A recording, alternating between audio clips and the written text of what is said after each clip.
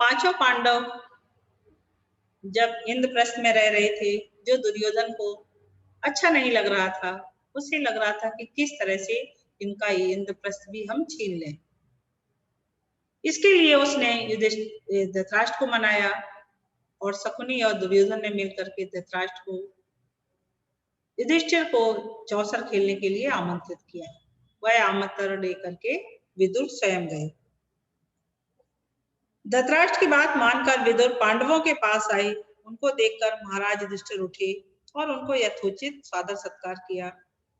विदुर आसन पर बैठते हुए शांति से बोले, हस्तिनापुर में खेल के लिए एक सभा मंडप बनाया गया है, जो तुम्हारे मंडप के समान ही सुंदर है।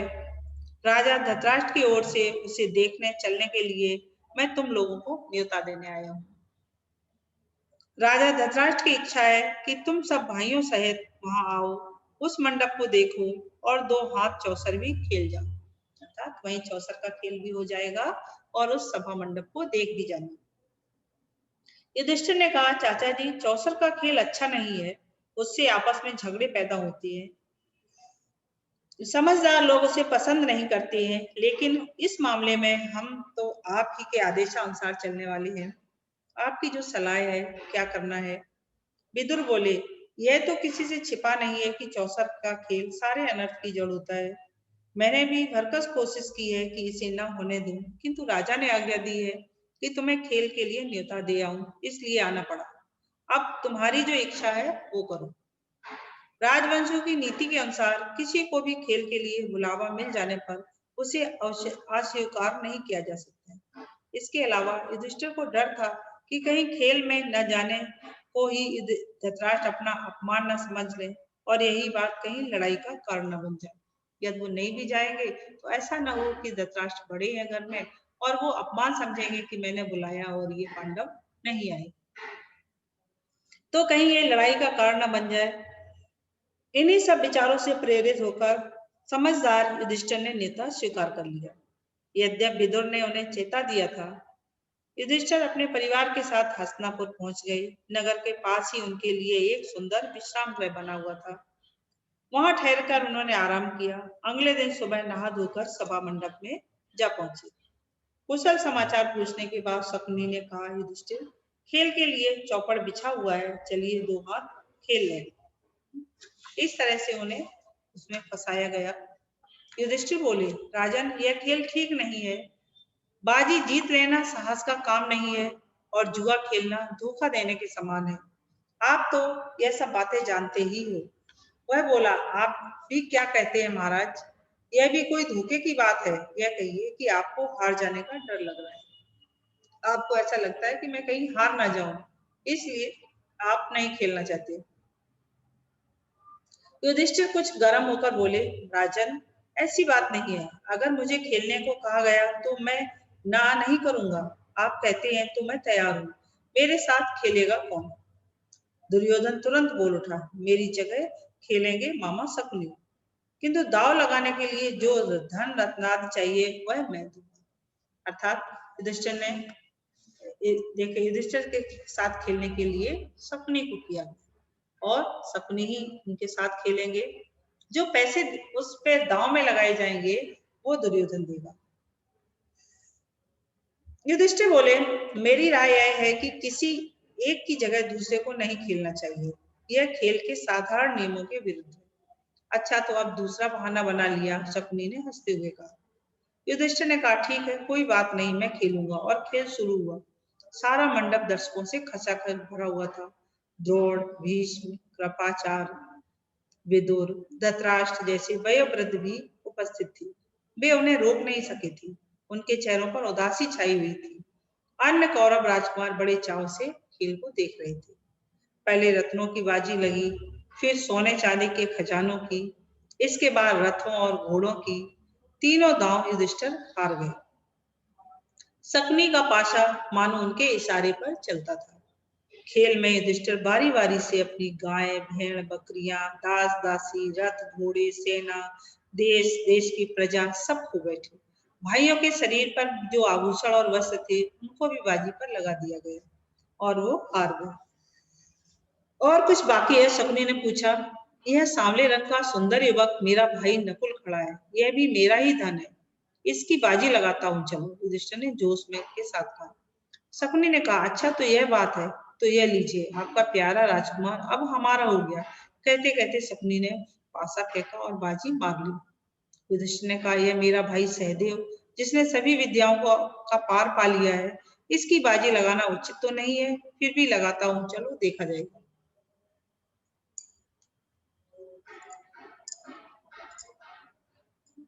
अब दुरात्मा शकुनी को आशंका हुई, यह चला और वह जीता। कहते हुए शकुनी ने पासा फेंका और सहदेव को भी युधिष्ठिर गवा बैठे। अब दुरात्मा शकुनी को आशंका हुई कि कहीं युधिष्ठिर खेल बंद न कर दे। बोला, युधिष्ठिर शायद आपकी निगाह में भीमसेन और अर्जुन माद्री के बेटों से ज्यादा मूल्यवान है, सो उनको बाजी पर आप लगाएंगे नहीं। युधिष्ठिर ने कहा, मूर्ख शकुनी, तुम्हारी चाल यह मालूम होती कि हम भाइयों में आपस में फूट पड़ जाए, सो तुम क्या जानो कि हम पांचों भाइयों के संबंध क्या है। पराक्रम में जिसका कोई सानी नहीं है, उन अपने भाई अर्जुन को मैं दांव पर लगाता हूँ, चलो। शकुनी यही तो चाहता था, तो वह चला। कहते हुए पासा फेंका और अर्जुन भी हाथ से निकल गया। असीम दुर्दैव मानो युधिष्ठिर को बेबस कर रहा था और उसे पतन की ओर बलपूर्वक लिए जा रहा था। वह बोले, राजन, शारीरिक बल में संसार भर में जिसका कोई जोड़ीदार नहीं है, अपने उस भाई को भी मैं दांव पर लगाता हूँ। यह कहते कहते युधिष्ठिर भीमसेन को भी हाथ धो बैठे। दुष्ट आत्मा शकुनी ने तब भी नहीं छोड़ा और पूछा, और कुछ? युधिष्ठिर ने कहा, हाँ, यदि इस बार तुम जीत गए तो मैं खुद अपने तुम्हारे अधीन हो जाऊं। लो, यह जीता। कहते हुए शकुनी ने पासा फेंका और वह बाजी भी ले गया। इस पर शकुनी सभा के बीच उठ खड़ा हुआ और पांचों पांडवों को एक एक करके पुकारा और घोषणा की कि ये अब उसके गुलाम हो चुके हैं। शकुनी को दाद देने वालों के हर्षनाद से और पांडवों की इस दुर्दशा पर तरस खाने वालों के हाहाकार से सारा सभा मंडप गूंज उठा। सभा में इस तरह खलबली मचने के बाद शकुनी ने युधिष्ठिर से कहा, एक और चीज है जो तुमने अभी हारी नहीं है, उसकी बाजी लगाओ। तुम अपने आप को भी छुड़ा सकते हो। अपनी पत्नी द्रौपदी को तुम दांव पर क्यों नहीं लगाती? और जुए के नशे में चूर युधिष्ठिर के मुंह से निकल पड़ा, चलो, अपनी पत्नी द्रौपदी की भी मैंने बाजी लगाई। उसके मुंह से यह निकल तो गया, पर उसके परिणाम को सोचकर वह विकल हो गई और हाय, यह मैंने क्या कर डाला। युधिष्ठिर की इस बात पर सभी सभा में एकदम हाहाकार मच गया। वहां वयोवृद्ध बैठे थे, इधर उधर से धिक्कार की आवाजें आने लगी, अर्थात एक एक करके युधिष्ठिर ने सबकी बाजी लगा दी और फिर वो एक एक करके सबको हार गए। लोग बोले, छी छी, कैसा घोर पाप है। कुछ ने आंसू बहाए और कुछ लोग परेशानी के मारे पसीने से तरबतर हो गए। दुर्योधन और उसके भाइयों ने बड़ा शोर मचाया, पर युयुत्सु नाम का एक धृतराष्ट्र का एक बेटा शोक संतप्त हो उठा और ठंडी आह भरकर उसने सिर झुका लिया। शकुनी ने पासा फेंककर कहा, यह लो, यह बाजी भी मेरी ही रही। फिर क्या था? दुर्योधन ने विदुर को आदेश देते हुए कहा, आप अभी रनवास में जाएं और द्रौपदी को यहाँ ले आए। उससे कहें कि जल्दी आए। विदुर बोले, मूर्ख, नाहक क्यों मृत्यु को न्योता देने चला है? अपनी विषम परिस्थितियों का तुझे ज्ञान नहीं है। दुर्योधन को यूं फटकारने के बाद विदुर ने सभासदों की ओर देखकर कहा, अपने को हार चुकने के बाद युधिष्ठिर को कोई अधिकार नहीं था कि वह पांचाल राज की बेटी को दांव पर लगाए। अर्थात जब युधिष्ठिर अपने आप को हार चुके थे, तब फिर वो दूसरों को दांव पर कैसे लगा सकते हैं। आज्ञा पाकर प्रतिगामी रनवास में गया और द्रौपदी से बोला, द्रुपदराज की पुत्री, चौसर के खेल में युधिष्ठिर आपको दांव में हार चुके। आप अब राजा दुर्योधन के अधीन हो गई है। राजा की आज्ञा है कि अब आपको धृतराष्ट्र के महल में दासी का काम करना है। मैं आपको ले जाने के लिए आया हूँ। सारथी ने जुए के खेल में जो कुछ हुआ था, उसका सारा हाल कह सुनाया। वह प्रतिगामी से बोली, रातवान, जाकर उन हारने वाले जुए के खिलाड़ी से पूछो कि पहले वह अपने को हारे थे या मुझे। सारी सभा में यह प्रश्न उनसे करना और जो उत्तर मिले वह मुझे आकर बताना, उसके बाद मुझे ले जाना। प्रतिगामी ने आकर भरी सभा के सामने युधिष्ठिर से वही प्रश्न किया जो द्रौपदी ने उसे बताया था। इस पर दुर्योधन ने प्रतिगामी से कहा, द्रौपदी से जाकर कह दो कि वह स्वयं ही आकर अपने पति से ये प्रश्न कर ले। प्रतिगामी दोबारा रनवास में गया और द्रौपदी के आगे झुककर बड़ी निम्रता से बोला, देवी, दुर्योधन की आज्ञा है कि आप सभा में आकर स्वयं ही युधिष्ठिर से प्रश्न कर लें। द्रौपदी ने कहा, नहीं, मैं वहां नहीं जाऊंगी।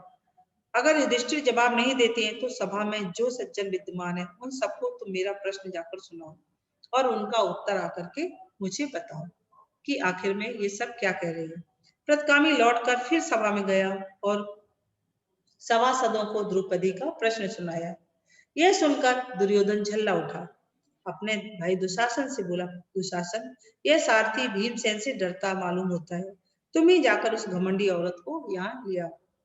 दुरात्मा, दुशासन के लिए इससे अच्छी बात और क्या हो सकती थी। उसने द्रौपदी के गुथे हुए बाल बिखेर डाले, गहने तोड़ फोड़ दिए और उसके बाल पकड़कर बलपूर्वक घसीटता हुआ सभा की ओर ले आया।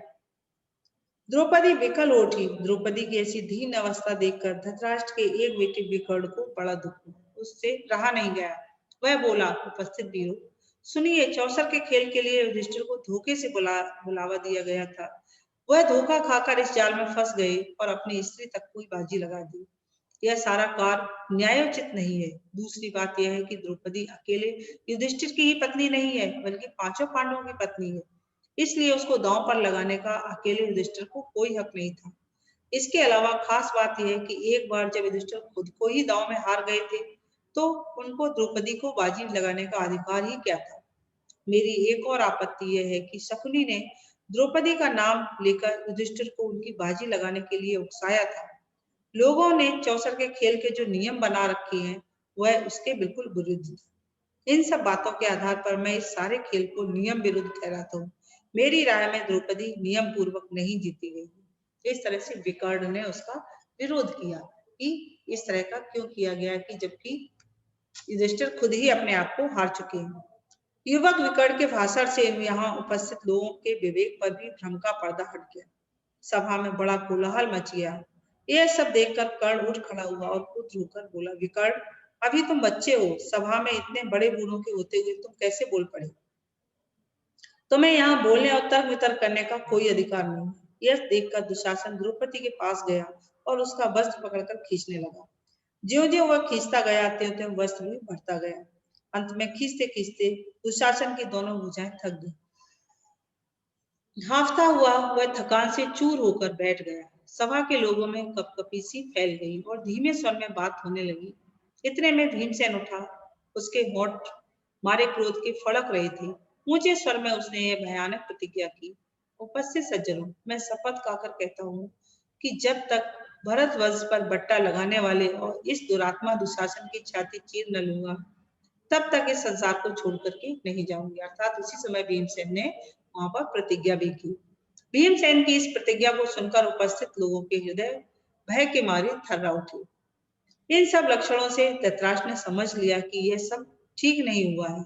उन्होंने अनुभव किया कि जो कुछ हो चुका है, इसका परिणाम शुभ नहीं हो। वह उनके पुत्रों और कुल के विनाश का कारण बन जाएगा।